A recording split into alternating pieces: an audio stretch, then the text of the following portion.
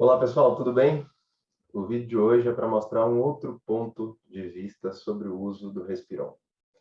Essa foi uma demanda gerada, pelo Hospital de Base do Distrito Federal, por meio da coordenadora do Departamento de Fisioterapia, fisioterapeuta Agda Udra, um pedido. Na verdade, um pedido é como se fosse uma ordem. Então, prontamente, atendi esse pedido. Estou aqui gravando esse vídeo para mostrar uma outra aplicação do Respiron.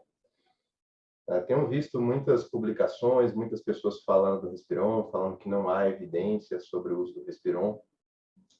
Mas eu queria mostrar algumas coisas para vocês aqui, que talvez possa trazer uma nova percepção sobre o uso desse dispositivo. Bom, antes eu gostaria de me apresentar. Eu atuo como epidemiologista no Hospital de Base do Distrito Federal, no departamento de terapia intensiva, no departamento médico, na gerência médica. Eu sou servidor da Secretaria de Saúde do Distrito Federal, mas estou cedido para o IGES. Tenho mestrado em Sport Science, então venho atuando já há um tempo nessa área. E a minha tese de doutorado foi relacionada a ganho de força em pacientes criticamente enfermos. Antes de dar início a esse vídeo, antes de dar início a essa explanação, quero dizer que eu não tenho nenhum conflito de interesse. Tá? Não trabalho para nenhuma empresa que comercializa equipamentos de treinamento muscular respiratório. Até hoje as pessoas pensam que eu trabalho para HB Latinoamérica. Volta e meia recebo uma mensagem perguntando quanto que custa equipamento, coisas do tipo. Não trabalho, tenho uma ótima relação com todos, mas não tenho nenhum conflito de interesse nessa área. Muitas pessoas me conhecem por conta dos meus estudos em eletroestimulação, meus estudos sobre teste cardiopulmonar de exercício, mas talvez eu tenha tantas publicações em treinamento muscular respiratório, quanto em eletroestimulação, quanto em teste cardiopulmonar de exercício.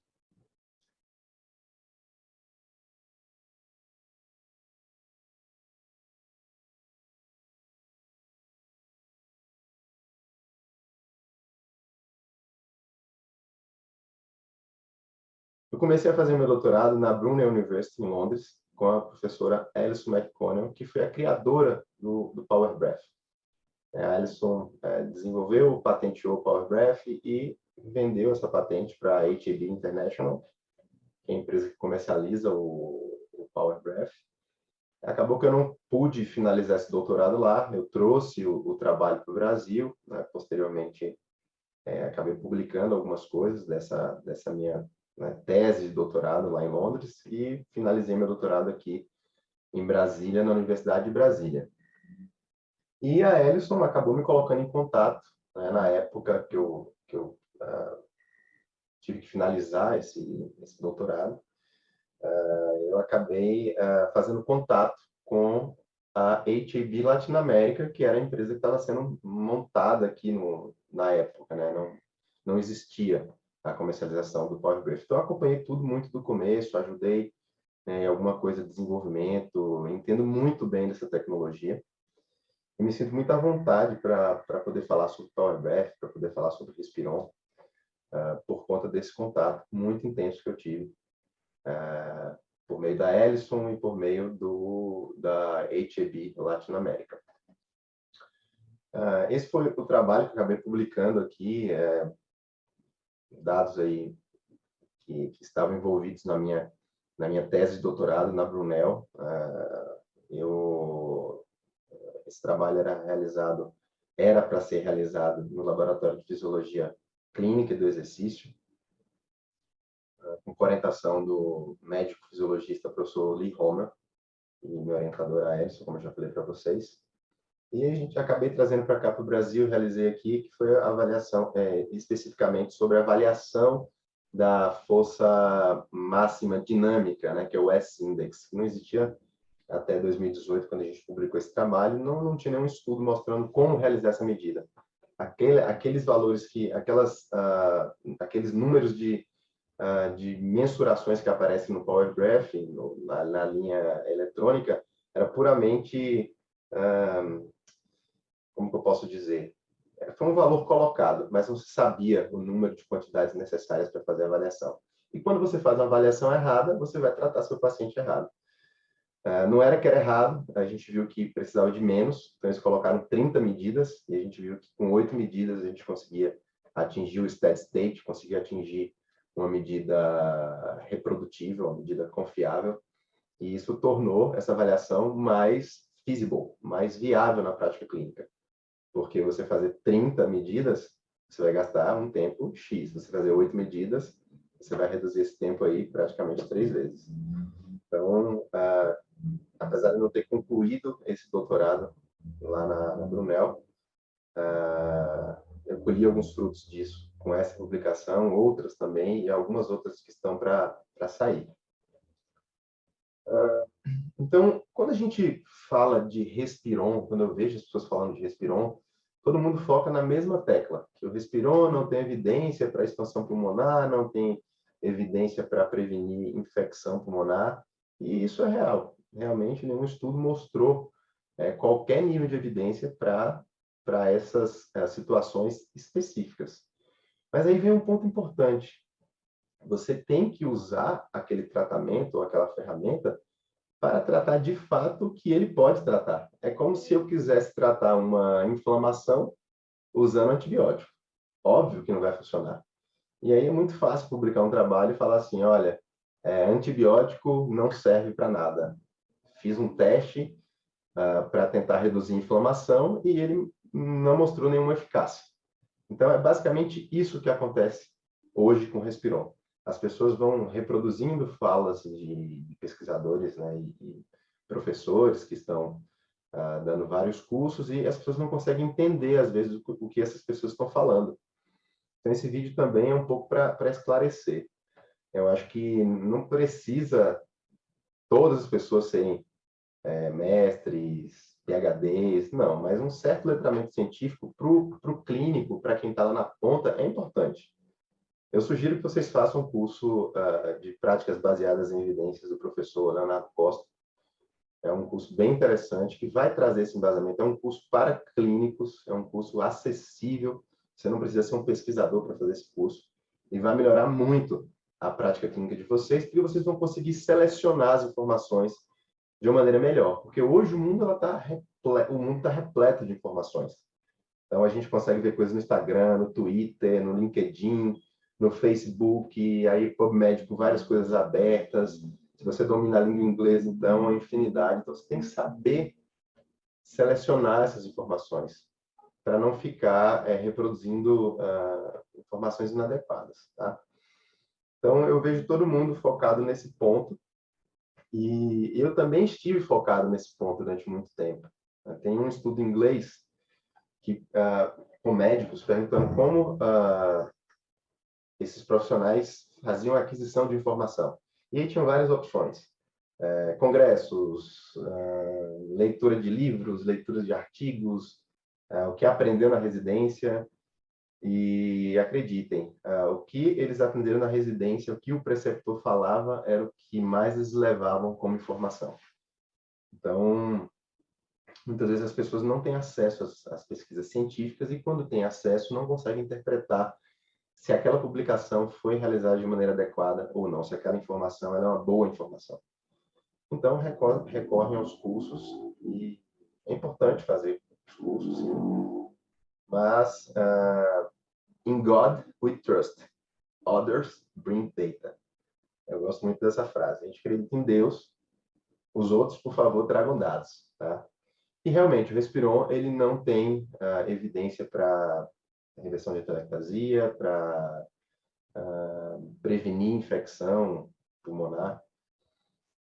E todo mundo fica muito focado nesse ponto, e comigo não foi diferente. Porém, mais ou menos em 2013, 2012, se eu não me engano, eu estava trabalhando na HAB Latinoamérica e tive um encontro com o CEO da HAB, que também era CEO da NCS, a empresa que fabrica o Respiron. E numa conversa sobre essas tecnologias, o Pedro Chocaí, que é o CEO dessas duas empresas, Ele me colocou uma coisa muito importante, e aqui eu levanto um ponto para todos. A gente tem que ter a mente aberta, a gente tem que ter uma mente cética, temos que ser céticos, mas a gente precisa estar aberto para entender o que está se passando e testar hipóteses, né? E eu critiquei o Respiron com essa mesma fala, não serve para tal coisa, não tem evidência para isso, para aquilo. E ele me falou, mas quem disse que o Respiron é para isso? Eu falei, a caixa do Respiron. A caixa do Respiron diz isso. Aí, não, mas o Respiron é para treinar a musculatura respiratória. Aí eu, é? E para ensinar a pessoa a respirar. Eu, tá bom. Mas não tem nenhuma evidência sobre isso. Ele, não tem, mas alguém precisa fazer. E eu fiz esse estudo, né, com o Respiron, testando treinamento muscular. Eu vou mostrar para vocês aqui. E essa conversa com o Pedro, ela foi uma conversa assim chave para eu, né, mudar alguns pensamentos, para eu pensar um pouco fora da caixa. De vez em quando é importante a gente conversar com pessoas inteligentes, é importante a gente estar em situações diferentes para abrir algumas percepções na nossa mente, que se a gente fica no nosso quadrado, no nosso quadradinho, acaba que a gente não consegue perceber e a gente vai pensando como todas as outras pessoas. Depois dessa conversa, né, eu escrevi um artigo de revisão que foi publicado na Sobre a Eficiência, que é uma revista nacional, uma revista que não tem um fator de impacto muito elevado, um qualis mais baixo, se não me engano, B3, mas esse é um dos meus estudos mais citados. E eu falo sobre um protocolo de treinamento para pacientes em ventilação mecânica e eu abordo um ponto que é você utilizar protocolos adequados e analisar endpoints adequados. Então, é o que eu estava falando, né, anteriormente.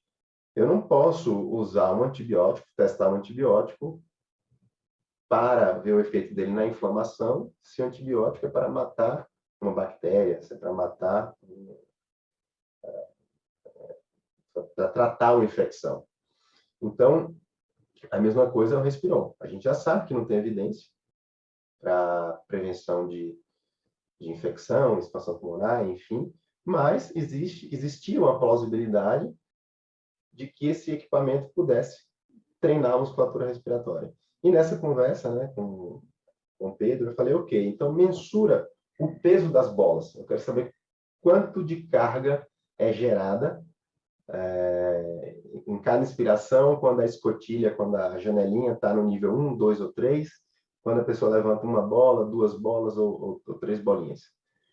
Isso foi feito, acabou que depois isso resultou na criação do Athletic 1, o Athletic 2 e o Athletic 3, que são respirons desenvolvidos para treinamento, né, de atletas. E digo para vocês que, na época, eu não tinha nenhum conflito de interesse, não trabalhava para a NCS.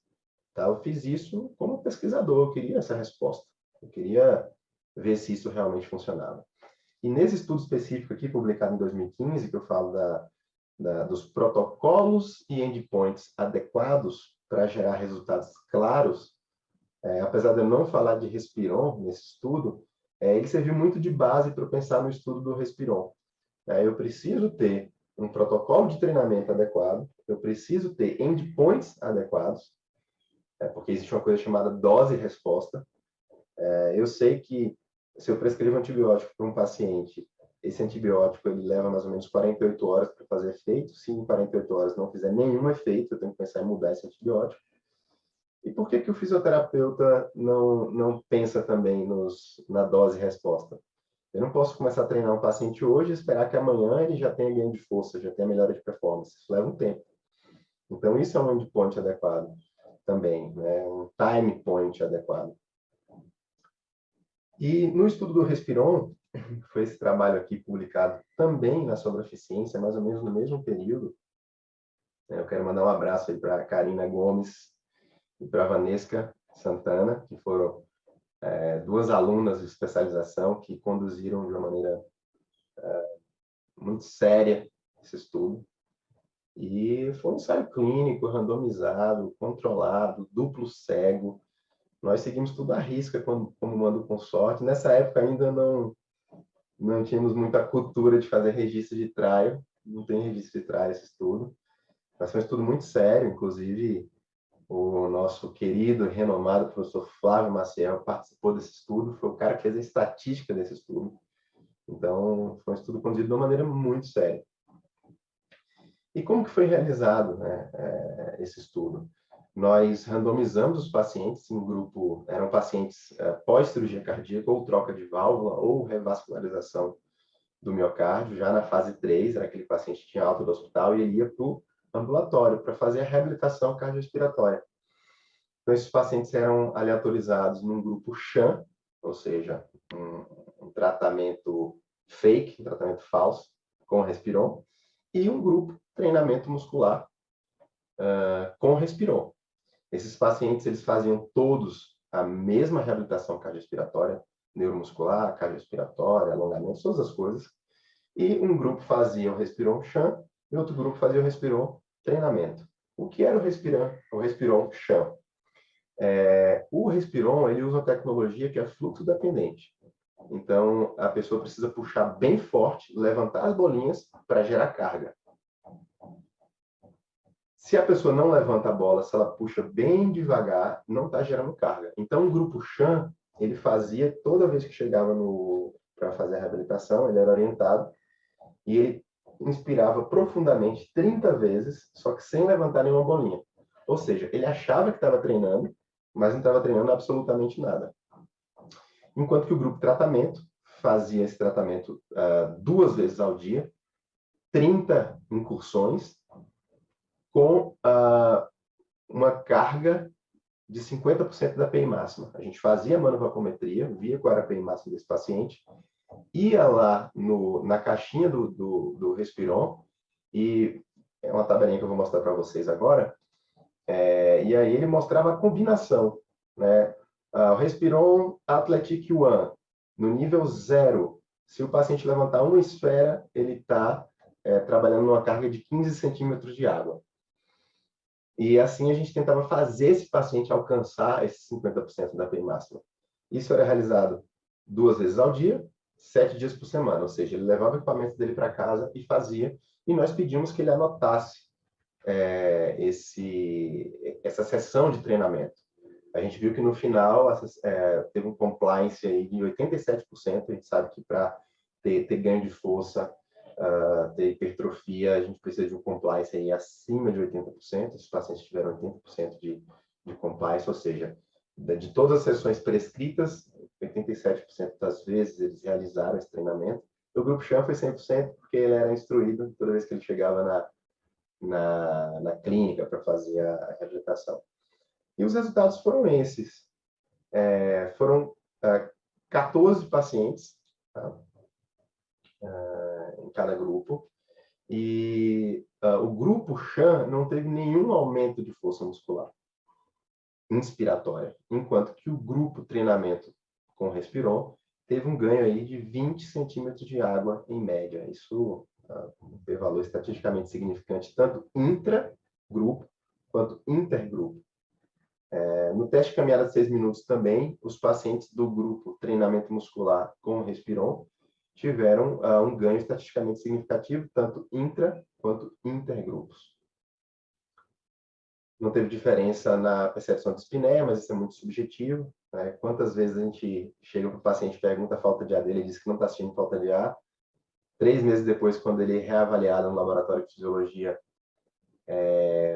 ele fala, nossa, eu não estava conseguindo nem tomar banho.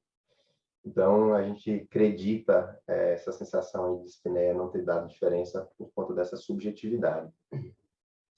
Bom, esse estudo ele tem suas limitações, né? Estudo com N pequeno, nós realizamos a medida com manovacometria analógica, o ideal é que seja digital, mas é um estudo piloto, um estudo que levanta uma bola e que ninguém está chutando essa bola. Está todo mundo só criticando o dispositivo, que o dispositivo não funciona para coisas que realmente não é para funcionar. E eu não vejo ninguém, por exemplo, reproduzindo esse estudo. Quando a gente está fazendo TCC de graduação, residência, mestrado, até doutorado, a gente quer fazer... Doutorado até tudo bem. A gente quer fazer algo inédito, né? Quer inventar a roda. E muitas vezes a ciência não é isso. É você ver que alguém mostrou que a roda gira e você vai testar se realmente essa roda gira. e assim que vai aumentando o nível de evidência. Então, eu não vi até agora ninguém reproduzindo esse estudo, eu acho que é algo muito interessante. Eu gostaria de refazer esse estudo, se eu tivesse mais tempo, mas estou focado em outras coisas. Mas eu acho que esses valores eles se reproduziriam, né? Porque eu tenho tido algumas experiências aqui, não posso falar em causalidade agora, mas posso falar em associação de vários atletas que, por algum motivo, não conseguem comprar de cara o Power Breath, porque não tem no mercado, porque está em falta, porque não tem dinheiro, e a gente começa fazendo Respiron, e eu tenho dados mostrando, né, essa associação de aumento da força com treinamento por meio do Respiron. Existe diferença entre as tecnologias? Você está dizendo que o Respiron é melhor que o Power Breath? Você está dizendo que não precisa usar o Power Breath? Não, de maneira alguma. O Respiron ele é um dispositivo de entrada, né? É um dispositivo mais barato, né? E que ele ajuda muito a ensinar o paciente a respirar. Então, eu tenho acompanhado atletas olímpicos, atletas medalhistas, tenho acompanhado atletas profissionais da luta, do futebol, do ciclismo. E o que eu vejo é que as pessoas não sabem respirar, né? Respiram de uma maneira completamente errada. Então, não tem, por exemplo, como eu prescrever de cara para um paciente fazer um agachamento ou uma própria rosca direta se a pessoa não sabe executar o movimento. Eu não posso dar um peso na mão do paciente e falar assim, faça flexão de cotovelo. E a pessoa vai fazer um movimento totalmente descoordenado, isso pode gerar lesão. Não é diferente com treinamento muscular inspiratório. Pelo contrário, é mais complexo ainda, porque envolve uma série de articulações do tórax, envolve uma série de engramas, motores, que é difícil. Então, muitas vezes, mesmo aquele atleta de elite que tem um K5, muitas vezes eu começo treinando no Respiron, porque é a maneira fácil de mostrar para esse atleta como respirar. Então, a respiração ela precisa trabalhar todos os músculos inspiratórios, né? Diafragma, musculatura intercostal, musculatura acessória. Então, precisa ensinar esse atleta ou esse paciente a contrair de maneira adequada essa musculatura.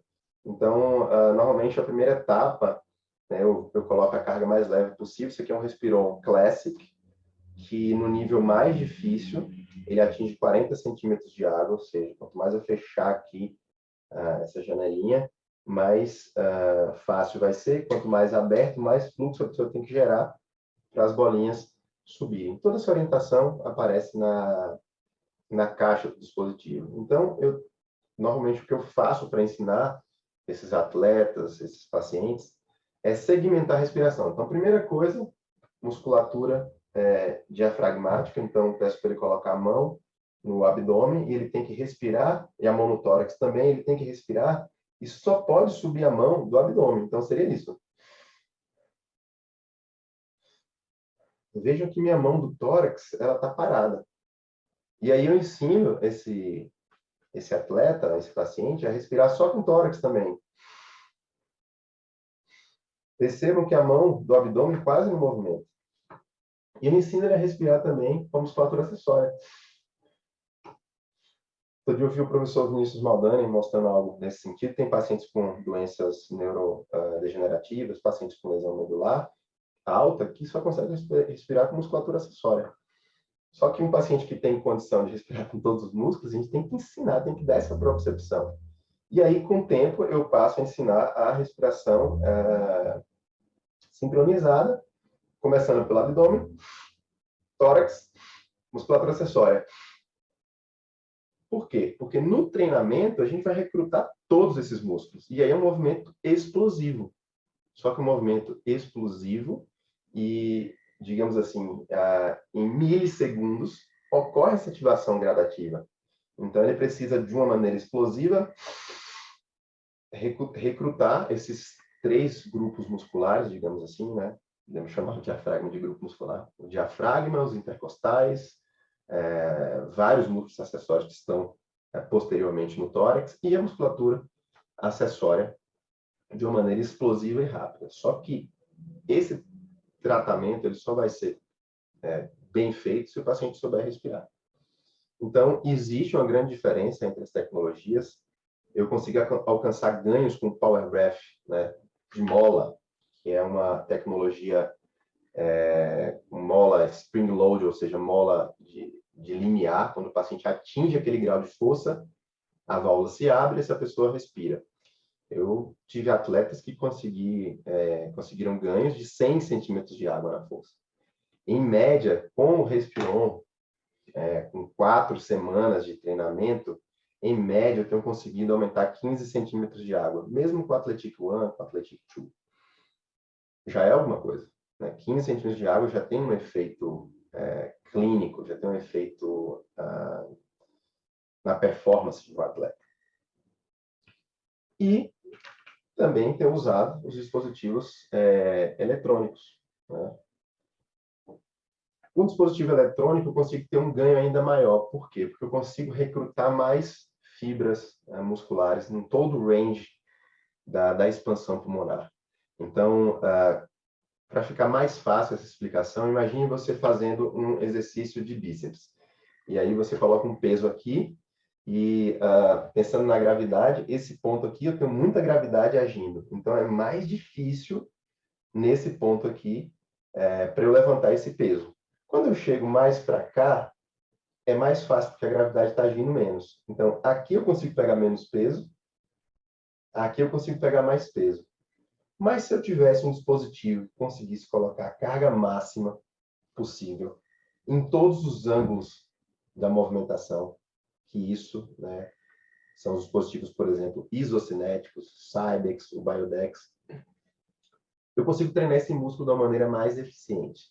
Eu tenho visto publicações científicas, eu tenho visto pessoas, pesquisadores falando que o Power Breath ele é isocinético. Não é. Na verdade, eu, mais uma vez, vou pedir desculpas. Eu sou um dos culpados por isso. Quando eu estava, né, nas pesquisas com a professora Alice McConnell, eu acabei publicando um trabalho, um artigo na Sobrafi,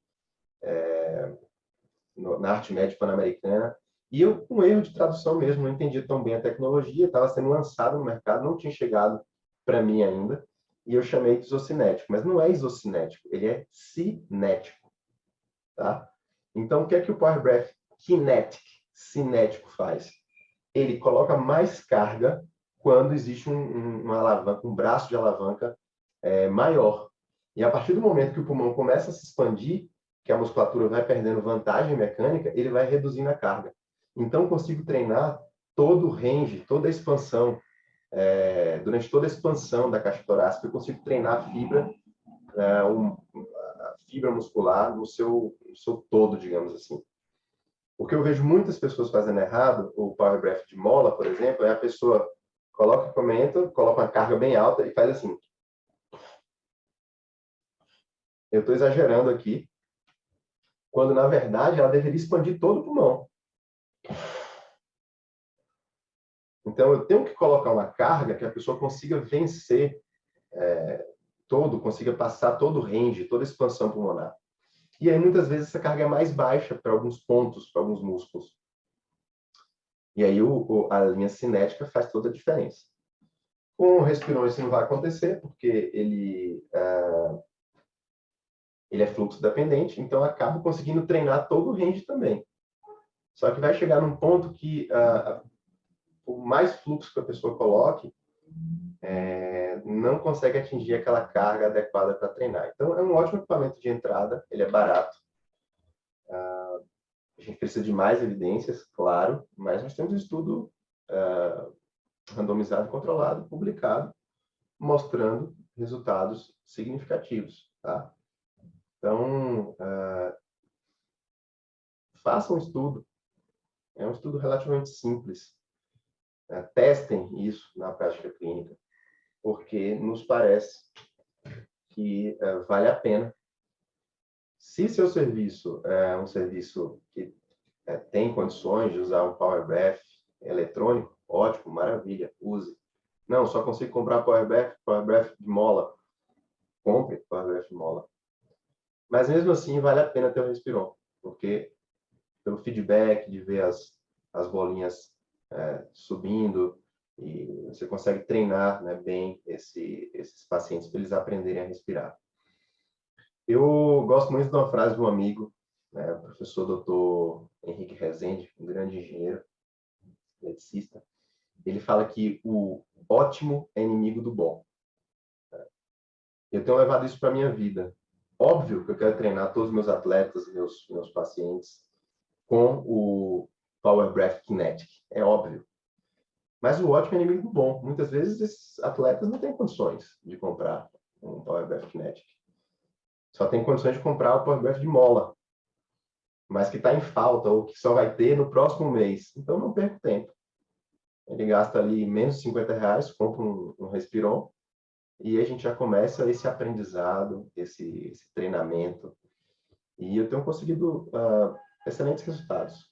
Eu vou colocar para vocês um relato de um atleta, de um grande atleta aqui de Brasília, ciclista, que nós começamos esse trabalho a princípio com Respiron. Ele não conseguiu comprar o Power Breath, estava em falta, e levou, sei lá, 6 semanas para chegar ao Power Breath de mola. E nesse período de seis semanas, ele comprou o Respiron, a gente treinou com o Respiron, e se eu não me engano, ele teve um ganho de 12 centímetros de água. E eu estou falando de um atleta de alto rendimento. Quanto mais debilitada estiver a pessoa, maior vai ser a resposta para ganho de força e melhora da performance. Então, quanto mais alto o nível do atleta, mais difícil é treinar. E esse atleta treinando com o Respiron, ele teve um ganho aí maior do que 10 centímetros de água. Depois, quando o Power Breath chegou, aí os ganhos foram alucinantes, digamos assim, e ele conseguiu melhorar muito a performance dele. Mas vou deixar ele falar para vocês aí. Espero que tenha sido útil essa minha fala, e eu estou à disposição. Qualquer coisa que precisarem, podem me procurar no Instagram, @silva_paulo_eugênio, ou no nosso grupo de pesquisa, o Fisiologia Clínica e Inovações Tecnológicas, CNPq, que atualmente eu lidero esse grupo de pesquisa, e estou à disposição. Um abraço, fiquem todos com Deus. Tchau, tchau. Meu nome é Júlio César, tenho 46 anos, sou atleta do ciclismo de montanha, mountain bike ou também conhecido como MTB. Sou bicampeão brasiliense de cross country olímpico e maratona. Conheci o Dr. Paulo Eugênio nos exames de rotina ergospirométrico que eu faço todos os anos. E aí ele constatou que estava tudo ok, mas eu tinha uma margem de ganho se eu começasse a fazer um treinamento de TMI. Então nós começamos com o Respiron, porque o Power Breath ainda não tinha disponibilidade no Brasil, porque estava em falta. Com aproximadamente 2 meses com o treinamento, com o Respiron, eu já tive um ganho de 12 centímetros cúbicos de água. E com a chegada do Power Breath, deu para mensurar melhor as questões dos níveis de treinamento, né? E aí eu tive um ganho ainda muito maior. Deu para trabalhar o pulmão de uma forma mais eficaz. O que eu vejo hoje? Eu, controlando a respiração, eu consigo baixar os meus batimentos cardíacos. Isso eu tenho um ganho energético. Eu economizo energia. Eu tenho uma resistência maior e também consegui diminuir muito os efeitos do metaborreflexo. Eu consigo pedalar por mais tempo, com mais potência, com mais velocidade, me recupero muito mais rápido e hoje eu vejo que esses 2 anos de treinamento valeram muito a pena. O Power Breath me ajudou muito, o TMI, na verdade, juntamente com o treinamento com o Power Breath, me ajudou muito e continua me ajudando.